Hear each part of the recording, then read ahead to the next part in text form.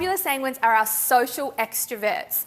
They love things to be bright and fun and exciting, and they're all about having fun with their friends and not doing study because study is super boring and that's all about being by ourselves and doing boring things.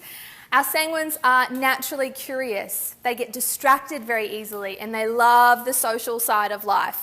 We can get so excited about all of the different things that we're going to do that we end up on a zillion different tangents. I was counting the other day the number of hobbies that I have said to myself that I'm going to conquer over the last few years. It started with a sailing course. I had these visions of me being like, sailing the Galapagos. That lasted about 5 weeks. And then after that, I did my boating license, so I can drive a powerboat. Well, I drove a powerboat for about 5 minutes and they gave me a license. I haven't done it again since. And then after that, I did a ballet course because I was going to be a prima ballerina, which was super exciting until they got to the spinning thing and I felt really nauseous and then I had to quit being a prima ballerina. And then after that, I went and I became a Thermomix demonstrator. Okay, so it was like a cooking appliance. I did that for a little while. And then just recently I signed up to be a nail wrap demonstrator, which was super fun until I realised that there was actually work behind it, more than just doing manicures. So I kind of quit that. And this year I'm learning the violin.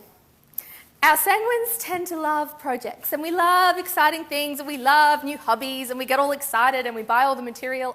So our sanguines, when we're goal setting, need to remember our focus and actually keep some clear direction and have a reason behind our goals, because otherwise we just get excited and end off on a crazy little tangent. So our popular sanguines are our social extroverts. Then we move to our powerful choleric personalities. Our powerful cholerics are our worker bees. They're in charge. They like to take leadership roles whenever possible. They like to get things done, get it done quickly, get it done their way as quickly as is humanly possible. And whenever I talk goal setting with powerful cholerics, they get really excited because powerful cholerics, their whole life is about achieving goals and conquering mountains. The only people that climb Mount Everest are powerful choleric personalities. Everybody else is like, who really cares? It's a big mountain. You go up, you come down. But powerful cholerics are excited because they really want to achieve that goal. And there's something in them that has that innate satisfaction of knocking over a goal and getting that trophy. So they have a natural goal inclination. The biggest problem that I see with my powerful choleric personalities is that they want to achieve their goals yesterday. And anything that's not done in their time frame is a failure. They really like to get there fast. I sat down with a powerful choleric personality about a year ago when we first started helping her with her academics. And she was mostly on about C's in the last report card. And we're talking about goals for the end of the term. What do you want to get by the end of the term?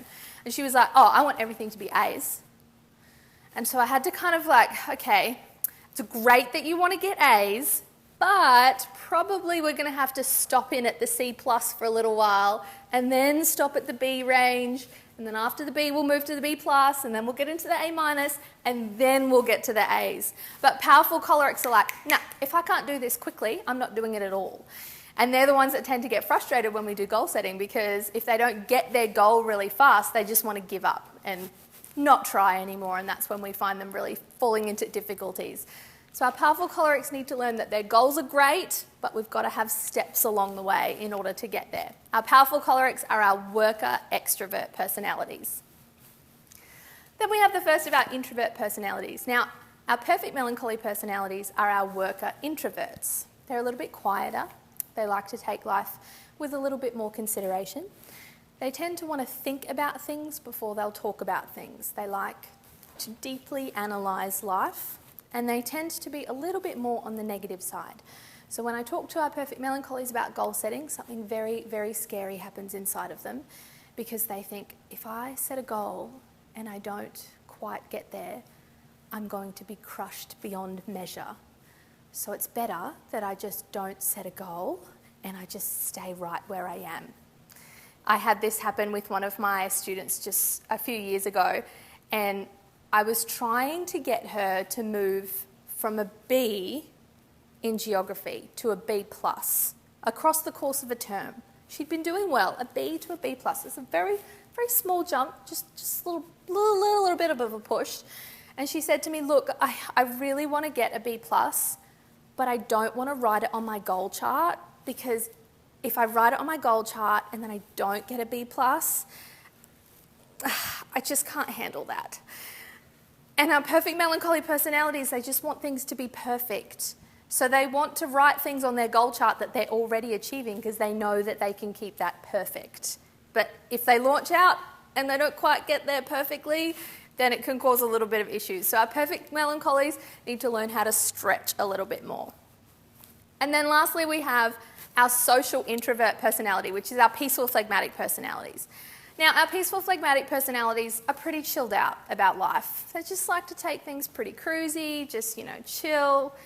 They really are the dead set opposite of the powerful choleric personality. They have none of that innate motivation to achieve goals for the sake of goals.